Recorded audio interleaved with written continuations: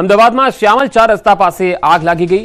મોરિયન્સ એલાન્જામાં ground floor પર આગ લાગી। શોર્ટ સર્કિટને કારણે આગ લાગી હોવાનું પ્રાથમિક અનુમાન છે। ફાયર બ્રિગેડની 3 ગાડીઓએ આગ પર કાબુ મેળવી લીધો છે।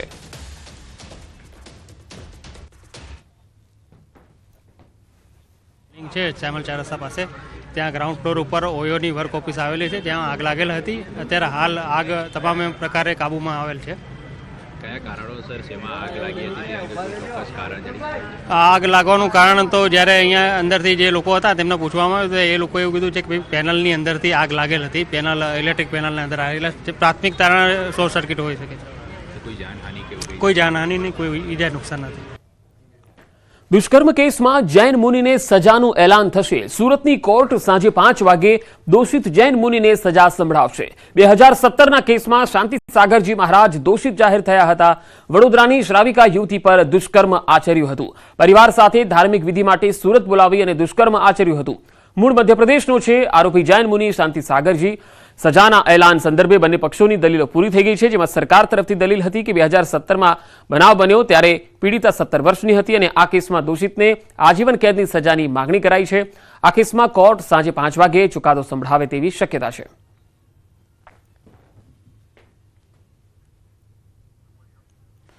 વડોદરાની શ્રાવિકા યુવતી પર દુષ્કર્મ આચર્યું હતું। આ એ જ નરાધમ જૈન છે જે સાધુ બની અને શૈતાની આચરણ કરતો હતો। એનો ફક્ત દેહ નથી ચૂથાયો, એનો આત્મા પણ ચૂથાયો છે આ બનાવને કારણે। તે પણ જોવું જોઈએ। બનાવ બાદ એના પિતા આ આઘાતમાં ગુજરી ગયા તે બાબત પણ જોવી જોઈએ।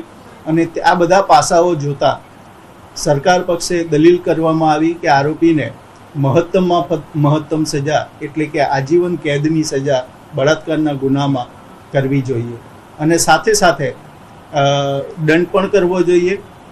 તેમજ ભોગ બનનારને વિક્ટિમ કોમ્પેન્સેશન સ્કીમ હેઠળ વળતર આપવું એવો હુકમ પણ કરવો જોઈએ। એ બાબતની વિનંતી કોર્ટ સમક્ષ કરવામાં આવી છે। અરવલ્લી જિલ્લાના મોડાસા તાલુકામાં આવેલા જીતપુર અને સુરપુર ગામના ખેડૂતો રસ્તાની માંગણી કરી રહ્યા છે। જીતપુર અને સુરપુર ગામની સીમમાંથી રેલવે લાઇન પસાર થઈ રહી છે। આ રેલવે લાઇનમાં ખેડૂતોએ પોતાની કિંમતી જમીનો સંપાદનમાં આપી, પરંતુ ત્યારબાદ ખેડૂતોને ખેતરમાંથી નીકળવાનો રસ્તો મળ્યો નથી। રેલવે લાઇન પસાર તો થઈ, પરંતુ ખેડૂતોનો રસ્તો બંધ થઈ ગયો। હવે આ રેલવે લાઇનની આસપાસ 128 વીઘા જમીન આવેલી છે, જેની અંદર 25થી વધુ ખેડૂતોએ પાકનું વાવેતર કર્યું। રસ્તો ન હોવાને કારણે ખેડૂતો તૈયાર થયેલ પાકને ઘર સુધી કેવી રીતે લઈ જાય આ પ્રશ્ન ઉદ્ભવ્યો છે। ખેડૂતોએ આ અંગે વારંવાર કલેક્ટર સહિત રેલવે વિભાગમાં પણ જાણ કરી, છતાં આજ દિન સુધી પ્રશ્નનો નિકાલ થયો નથી। ખેડૂતોનો આરોપ છે કે કોન્ટ્રાક્ટરને રજૂઆત કરતા કોન્ટ્રાક્ટર પણ ફરિયાદ કરી અને ફસાવી દેવાની ધમકી આપે છે। ખેડૂતો હવે લાચાર દેખાઈ રહ્યા છે। રેલવે આજે નીકળી છે, એમાં જીતપુર ગામ અને સુરપુર ગામના ખેડૂતોના રસ્તા બાબતે વિકટ પ્રશ્ન ઊભો થયો છે। હાલ અત્યારે અમારા મકાઈનો પાક તૈયાર થઈ ગયેલો છે। આ દેખાય છે તમને, એ પાક તૈયાર થઈ ગયેલો છે, એટલે એ પાક અમારે આ પાડ ઉપર લઈ અને ટ્રેક્ટર લઈને આવું કઈ રીતે? તો પાક લણણી કરવા જઈએ કે પછી સરકાર હોમો રજૂઆત કરીને અમે લડવા જઈએ? પણ સરકારે અત્યારે રેલવે બનાવી પણ અમારો રસ્તો આપ્યો નહીં, રસ્તો અમારો બંધ કરી દીધો। એ મેં 2-3 વખત કલેક્ટર સાહેબને મળ્યા, કોન્ટ્રાક્ટરને પણ મળ્યા। એ લોકો એમ કહે છે કે રસ્તો તમને મળશે નહીં। અને અમારા લગભગ અમારા સુરપુરના 70-80 વીઘા જમીન છે અમારી તેઓ અગાડી, બધા ગરીબ પરિવારના જ છું, કોઈ અમીર નથી। એના પર અમારું જીવન છે સુરપુરના ખેડૂતોનું। એ 2 જગ્યાએ રજૂઆત કરશે, રેલમાર્ગ વાળાની અને કલેક્ટર સાહેબની, પણ રસ્તાની કોઈ જોગવાઈ કરી નથી। અને અત્યારે અમારો પાક ઊભો છે એ લેવા માટે મને ઘણી તકલીફ પડે છે, બરાબર। અત્યારે જળ વિનાની માછલી જેવી અમારી પરિસ્થિતિ છે, બરાબર। અને અમે રસ્તા માટે જ્યાં જ્યાં જઈએ છીએ ત્યાં જવાબ સરખો મળતો નથી, એટલે હવે છેલ્લે તો આત્મવિલોપન કરીને મરીએ એવી પરિસ્થિતિ છે। કારણ કે અમે છીએ ભૂમિપુત્ર, આખી જગતનું અનાજ પકાડવાવાળા, પણ કરીએ હું મજબૂર છીએ અત્યારે લોકો માટે। મોડાસાના જીતપુર અને સુરપુર ગામના ખેડૂતોએ જે પ્રકારે રેલવે લાઇનથી પસાર થઈ રહી છે તેના કારણે 125થી વધુ વીઘા જમીનમાં જવાનો જે માર્ગ છે તે બંધ કરી દેવામાં આવ્યો છે। ખાસ કરીને રેલવે લાઇન પસાર થવાના કારણે જે પ્રકારે સુવિધા આપવામાં આવી તેમાં હવે ખેડૂતો માટે અસુવિધા પેદા થઈ છે। મકાઈ સહિતના પાકોનું વાવેતર કરવામાં આવ્યું છે, પરંતુ ખેડૂતોને એ પાક પોતાના ઘરે લઈ જવા માટે હવે રસ્તો નથી। આપ જોઈ શકો છો કે ખેડૂતો અહીં રજૂઆત કરવા માટે પહોંચ્યા છે। અગાઉ અરવલ્લી જિલ્લા કલેક્ટર, રેલવે વિભાગને રજૂઆત કરી છે, પરંતુ હવે રેલવે વિભાગ દ્વારા જે કોન્ટ્રાક્ટર છે તેમના દ્વારા તેમને ધમકીઓ મળી રહી છે. એટલે કે ધમકીના જવાબમાં ખેડૂત ખેતી કરે કે જે ધમકીઓના જવાબ આપે, એટલે આ સંજોગોમાં ખેડૂત જે પ્રકારે ફસાયો છે, કારણ કે ધરતીનો તાત છે દેશને ધાન્ય પહોંચાડે છે, તેવા સંજોગોમાં હવે તેમની પાસેથી તેમનો જે ખેતરમાં જવાનો રસ્તો છીનવી લેવામાં આવતા તેઓ હવે આક્રોશમાં જોવા મળી રહ્યા છે. હાર્દિક પટેલ, ન્યૂઝ 18 ગુજરાતી, અરવલ્લી. સમયસર સિંચાઈનું પાણી ન મળતા ખેડૂતોનો પાક નિષ્ફળ ગયો. અમદાવાદના બાવળાના રૂપાલ, રાસમ સહિતના ગામોમાં સિંચાઈનું પાણી ન મળવાથી પાક નિષ્ફળ જતા ખેડૂતોમાં રોષની લાગણી છે. બાવળા, સાણંદ અને દસક્રોઈ સહિતના ખેડૂતોને ફતેવાડી કેનાલ આશીર્વાદ સમાન છે, પરંતુ ફતેવાડી સિંચાઈમાં આવતા છેવાડાના ગામના ખેડૂતો માટે કેનાલ જાણે નામની જ હોય તેવું લાગે છે. છેવાડાના ગામ સુધી પાણી ન પહોંચવાના કારણે ડાંગરનો પાક નિષ્ફળ ગયો. આવી સ્થિતિ બાવળા તાલુકાના રાસમ, રૂપાલ, જેકડા સહિતના ગામોની પણ છે. ખેડૂતોનું કહેવું છે કે ફતેવાડી કેનાલ જ્યારથી શરૂ થઈ છે તે ગામના ખેડૂતો કેનાલમાં આગળ બંધ રાખી પાણી રોકી રાખે છે. છેવાડાના ગામ સુધી પાણી પહોંચતું જ નથી, જે અંગે ખેડૂતોએ સિંચાઈ વિભાગને પણ જાણ કરી.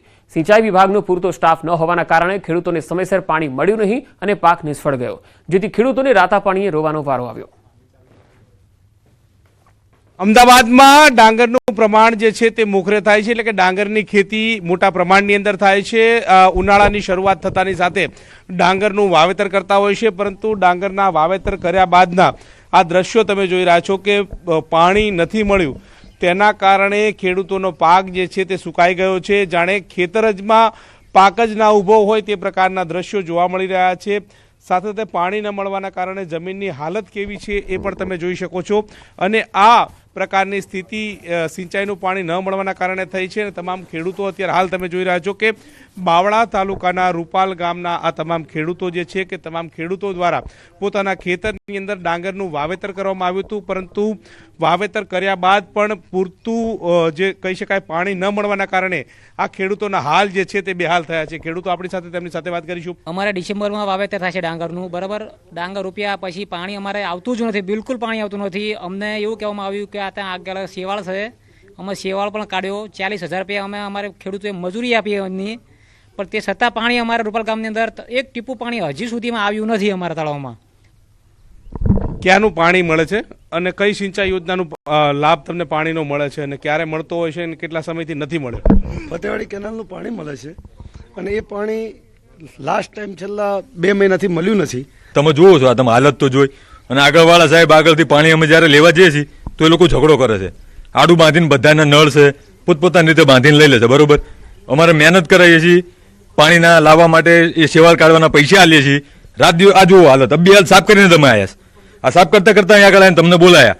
હવે એ લોકો પોલીસ આવવા છતાં અમને પાણી આવવા દેવા ના જ પાડે છે. અમારે સાહેબ 60 થી 70% ખેડૂતોની આ પરિસ્થિતિ છે.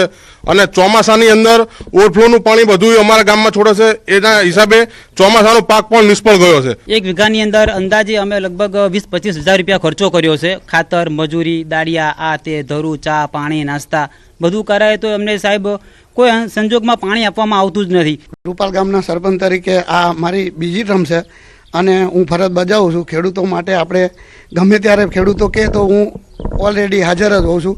આ વખતે અમે પાણી માટે એરિગેશન ખાતામાં અમે લેખિતમાં રજૂઆત કરી, પછી અમે પોલીસ સ્ટેશનમાં રજૂઆત કરી. બાકી એરિગેશન ખાતામાં તો એ લોકો જોડે કોઈ સ્ટાફ જ નથી. પહેલી વાત તો ખેડૂતોને બંને સિઝન જે છે તે ફેલ ગઈ છે અને ખેડૂતો જે છે તે પોતાની માંગ જે છે તે કરી રહ્યા છે કે પાણી મળે તો આ પ્રકારની સ્થિતિનું નિર્માણ ફરી ના થાય અને લાખો રૂપિયાનો જે ખર્ચ કર્યો હતો તે એળે ના જાય. કેમેરામેન પંકજ મકવાણા સાથે ગૌતમ શ્રીમાળી, ન્યૂઝ 18 ગુજરાતી, રૂપાલ, બાવળા.